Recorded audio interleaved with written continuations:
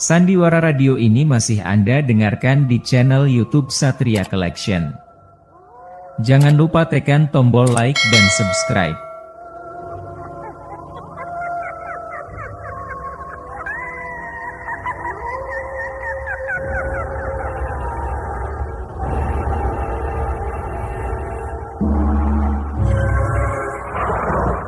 Denhas Adiasmara dengan bangga mempersembahkan serial Sandiwara Radio Misteri Mak Rompang, Misteri Mak Rompang, Misteri Mak Rompang.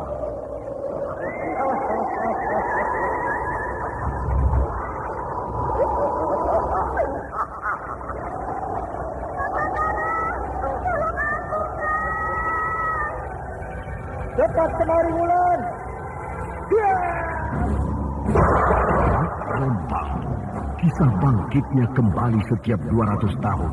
Seorang anak manusia yang dapat berganti wajah dan wujud.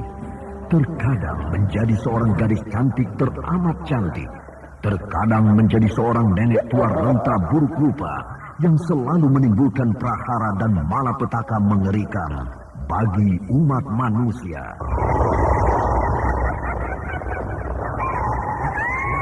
Bahaya, kita dalam bahaya. Sudah, cepat tinggalkan tempat ini. Tunggu kamu, aku mau menutup warung dulu. Jangan pikirkan warungmu, pikirkan nyawamu. Menjauh, tuk-tukal sudah menjauh. Aku pintu berapa panas. Tuk-tukal ada di mana, Wira? Tuk-tukal berada di jalan bagus. Ini keluar. Ini keluar dari desa.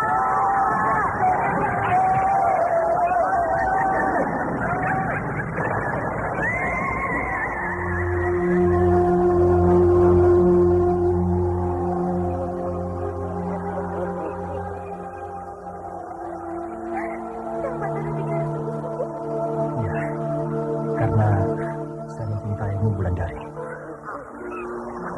Mak Rompang diselingi pula tawa ria penuh canda serta kisah cinta kasih yang penuh dengan liku-pilu kehidupan dari dua insan manusia.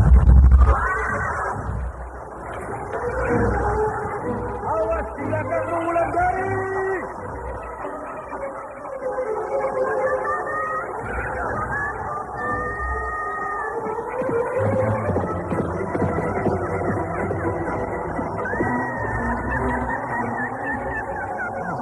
Celaka, Wulandari dibawa lari Mak Rompang. Dia.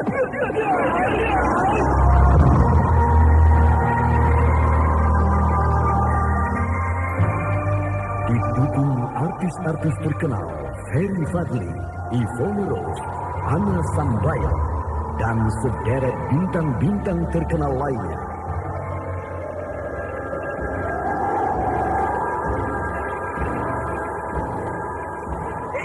Benar, Aning. Suara lonceng siluman itu terdengar di kejauhan, Aning. Lebih baik aku mati di terkam lonceng itu daripada aku menerima penghinaan seperti ini.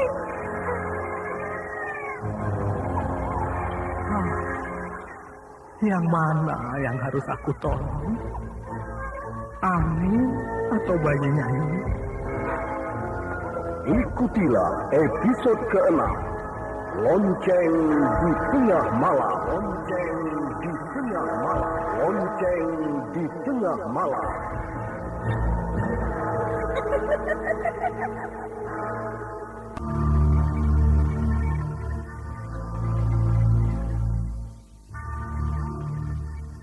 Naskah buah karya Asmadi Syafar.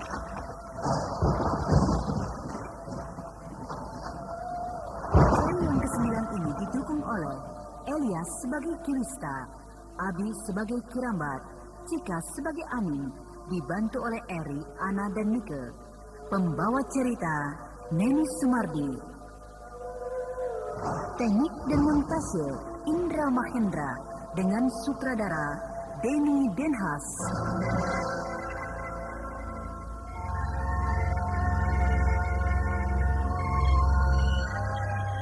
Pada kisah yang lalu diceritakan, akhirnya dua perwira kerajaan Singosari Mengetahui Ki Sabrang adalah mata-mata kerajaan Dharmasraya, mereka memaksa Ki Sabrang untuk mengakui telah memberikan berita keadaan Singosari pada musuhnya, yaitu Dharmasraya. Namun Ki Sabrang tidak mau mengakuinya, sehingga kedua perwira itu akan menghukum mati Ki Sabrang. Berkat bantuan burung gagak suruhan Mak Rompang, ia lolos dari kematian ketika Ki Sabrang kembali ke Lubuk Mentilun. Ia diserahi tugas oleh Ki Rekso untuk menggantikannya sementara waktu.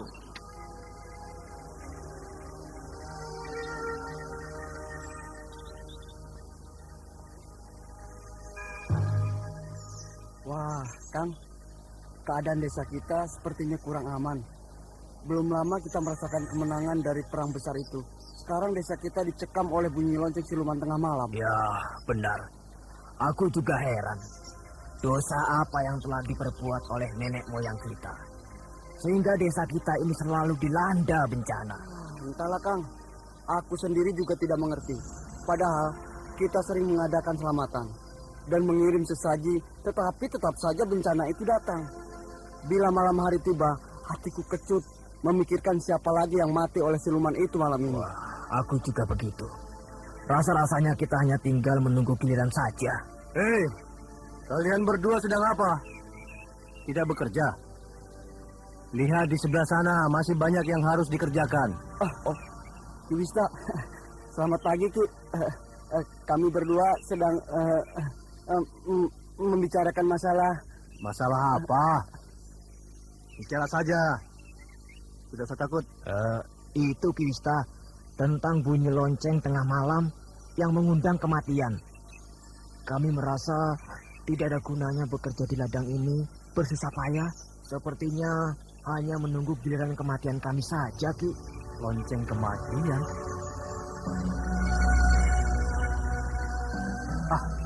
Kalian terlalu mempercayai hal seperti itu. Kalau kita tidak berbuat dosa, mengapa mesti takut? Apa Ki Wista sendiri tidak takut?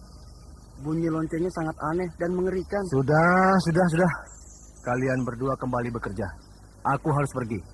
Masih banyak yang harus diurus. Baik Ki Wista. Dan sampaikan salam kami pada Ki Lurah. Kami semua selalu berdoa agar Ki Lurah cepat sembuh. Ya. Akan aku sampaikan.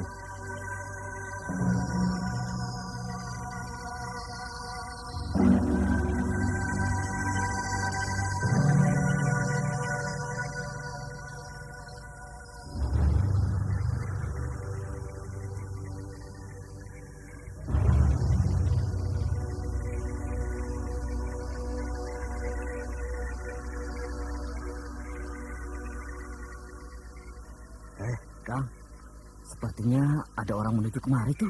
Mana? Aku tidak melihat apa-apa. Dengarkan, ada bunyi lonceng. Perasaanku jadi tidak enak. Kang, orang tadi kemana perginya? Entah. Dan suara lonceng itu semakin sering terdengar. Ayo Kang, kita harus segera pergi dari sini. Bisa-bisa giliran kita yang mati nanti malam.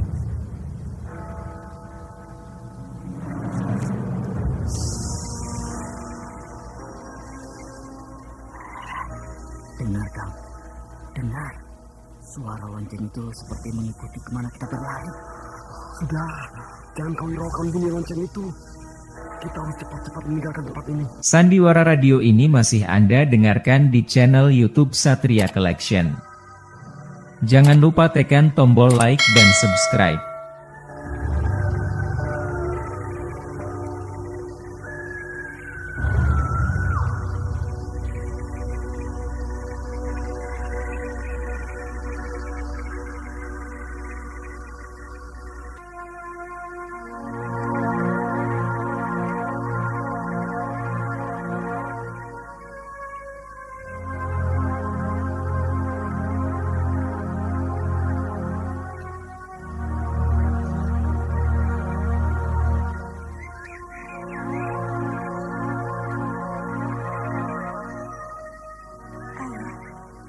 Akan ke kota raja membeli barang keperluan kita. Untuk apa lagi kau pergi ke sana, Hani? Segala urusan luar biar aku yang menjalankan. Kau diam sajalah di rumah dan mengasuh bayimu. Tapi saya sudah lama tidak melihat Hari Pasar di Kota Raja. Mungkin saya dapat bertemu dengan teman-teman saya yang dulu, Ayah. Alah, Aning, sudahlah. Untuk apa lagi engkau bertemu mereka? Mana mereka mau bertemu dengan perempuan yang memiliki aib semacam kamu ini? Dan lagi belakangan ini banyak hal-hal aneh yang terjadi, Aning. Sebaiknya kau tidak usah kemana-mana, ya? Kan masih ada Kang Batara. Aduh. Kenapa masih takut? Dia bilang padaku bahwa bila kita mendapat kesulitan, dia pasti datang akan menolong kita. Ayah kan ingat bagaimana dia membantu dan melindungi kita.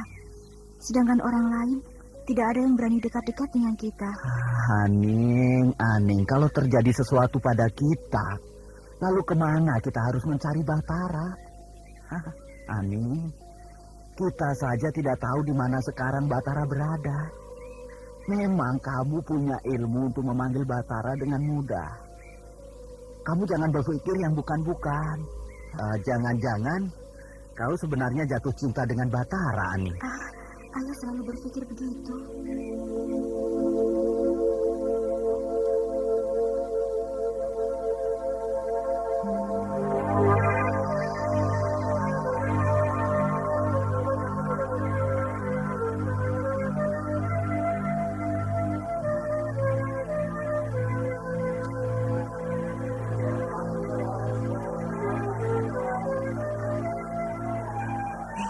Kau dengar tidak bahwa bunyi lonceng tengah malam itu telah meminta korban lagi? Dari mana kamu tahu? Oh, semalam 2 orang yang meronda mendengar ada jeritan perempuan minta tolong bersamaan dengan bunyi lonceng itu. Dan keesokan paginya, seorang wanita muda mati. Apakah wanita itu orang desa kita ini? Katanya sih bukan. Dari pakaiannya, dia orang asing yang akan berkunjung ke desa ini. Mau apa ya malam-malam di desa ini?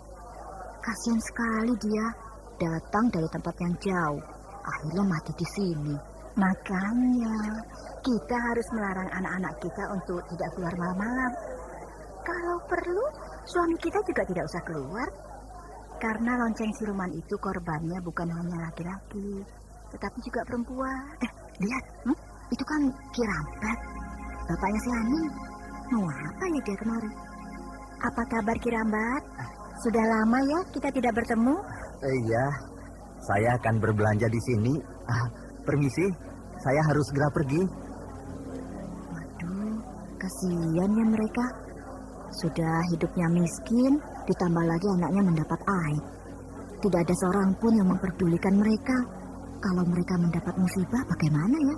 Loh, kenapa kita jadi memikirkan mereka? Setiap orang kan punya masalah masing-masing. Terserah mereka bagaimana menyelesaikannya. Kok kamu jadi marah? Iri ya dengan kecantikan si Aning? Atau kau takut kalau suamimu tertarik dengan kecantikannya si Aning? Sudah. Kita pulang Hari sudah semakin siang.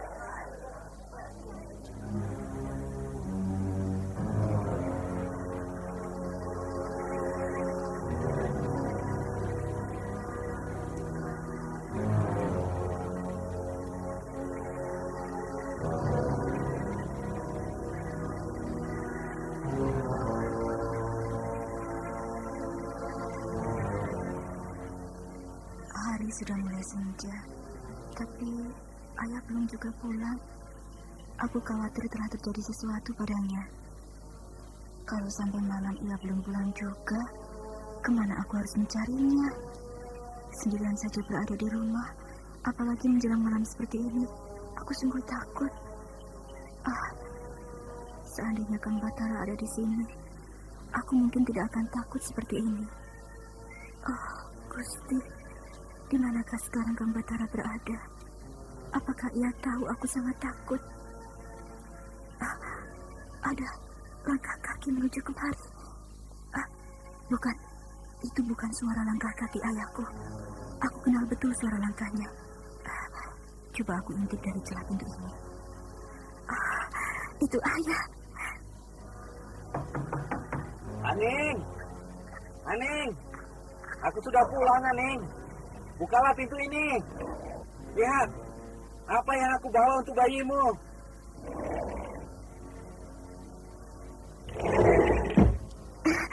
Syukurlah ayah sudah kembali. Aku sangat khawatir karena hari sudah senja. Dan ayah masih belum pulang. Bawa apa itu ayah? Seperti sebuah bingkisan. Ini makanan kecil dari seorang teman ayah di kota raja. Kebetulan aku bertemu dengannya. Kami telah berpisah lama sekali, Aning.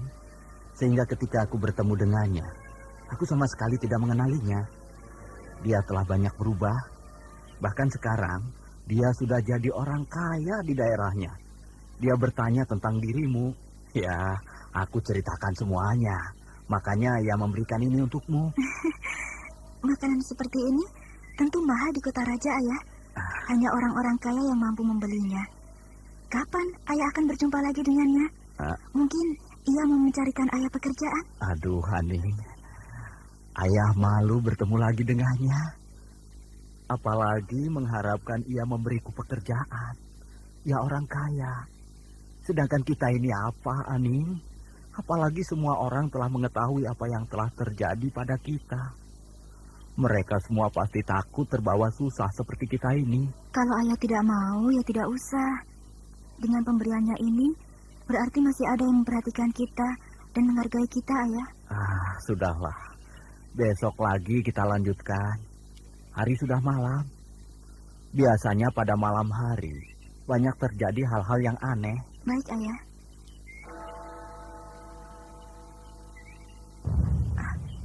Sepertinya aku mendengar suara lonceng di kejauhan. Suaranya amat mengerikan, seperti suara lonceng yang membawa bencana bagi yang mendengarnya. Suara itu semakin mendekat. Ia mendekat kemari. Iya, aku sangat jelas mendengarnya. Haning, apa kau dengar suara lonceng itu? Ayah, aku telah mendengarnya sejak tadi, ayah. Aku takut. Sebaiknya kau segera tidur. Sehingga kau tidak mendengar suara lonceng yang mengerikan itu, Haning. Tidur.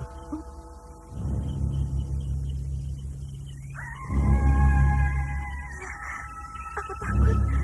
Aku tidak tahan mendengar suara itu, ayah. Suara lonceng itu semakin jelas terdengar. Bunyinya yang mengerikan membuat setiap orang yang mendengarnya dicekam oleh ketakutan. Aning dan ayahnya merasakan satu bencana akan menimpanya. Memang, Nyi Kemuntung ingin memberi peringatan kepada Aning karena benda pemberian Nyi Sepi yang dipakai oleh bayi Aning telah melukai tangan Nyi Kemuntung. Biasanya suara lonceng di tengah malam itu akan meminta korban jiwa. Tapi mungkin Nyi Kemuntung belum menginginkan korban.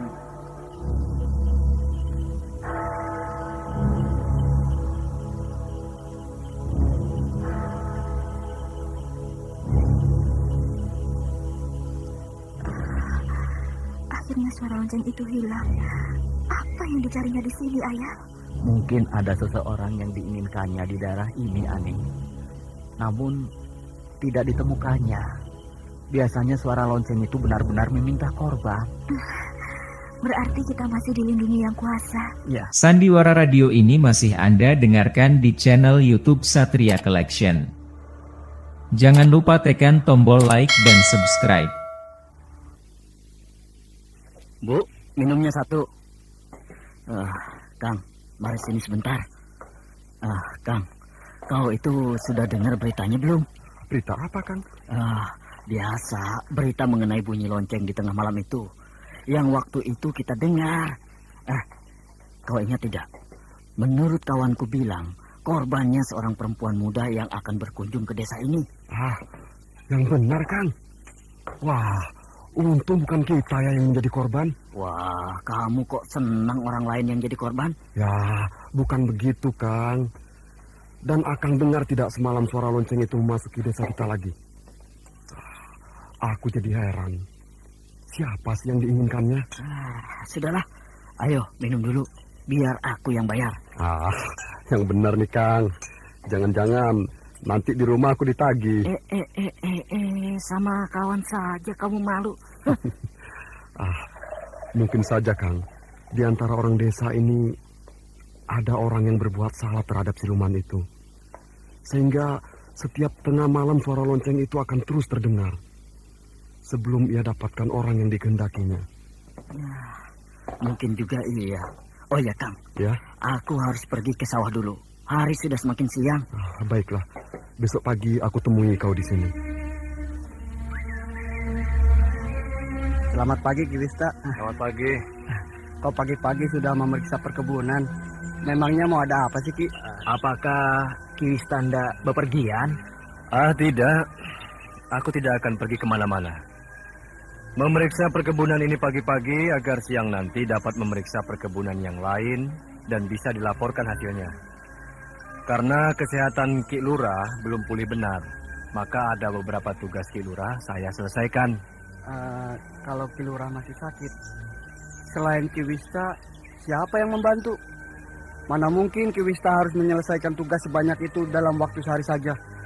Ya, Ki Lurah telah memohon bantuan pada Ki Sabrang untuk menggantikan tugas Ki Lurah sementara waktu ini.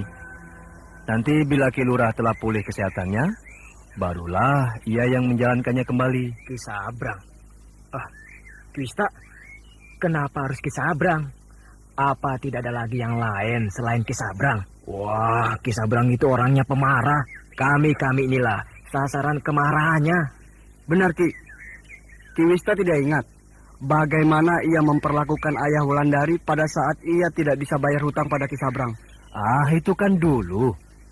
Ki Sabrang yang dulu dengan yang sekarang berbeda. Dulu memang dia seperti itu. Tetapi sekarang ia seorang perwira sandi yang tangguh. Disenangi banyak orang dan rendah hati. Kiwista tidak tahu apa-apa tentang Ki Sabrang. Kalian semua, dengarkan. Mulai sekarang selain aku yang memeriksa perkebunan ini, juga diperiksa oleh Ki Sabrang. Ia yang dipercayai oleh Ki Lurah untuk memeriksa kelancaran perkebunan ini. Kalian semua aku harapkan bekerja dengan rajin seperti biasanya. Dan kalau ada keperluan apa-apa, bilang saja pada aku atau Ki Sabrang. Mengerti semua? Mengerti. Ya, bagus. Kalau begitu sekarang semua kembali bekerja. Payahnya, Kang. Kiwista itu, ia benar-benar tidak mau tahu tentang siapa Ki Sabrang. Bukan begitu. Kiwista itu orangnya bijaksana. Ia tidak mau mencari keributan. Yang penting baginya adalah kita bekerja dengan baik, sehingga hasil panennya juga baik. Ayo, Kang, kita bekerja. Di mana-mana, orang membicarakan suara lonceng di tengah malam yang menurut mereka suaranya amat mengerikan dan selalu meminta korban. Sedangkan lain halnya di Lubuk Mentilin. Dengan digantikannya tugas Ki Lurah pada Ki Sabrang, banyak orang yang merasa tidak suka karena perangai Ki Sabrang terhadap orang-orang kecil seperti mereka sangat kasar. Tapi orang-orang itu tidak dapat berbuat banyak selain menurut saja. Nah, saudara pendengar yang berbahagia, bagaimanakah kisah ini selanjutnya? Untuk mengetahui jawabannya, ikutilah terus serial Sandiwara Radio ini. Sampai jumpa.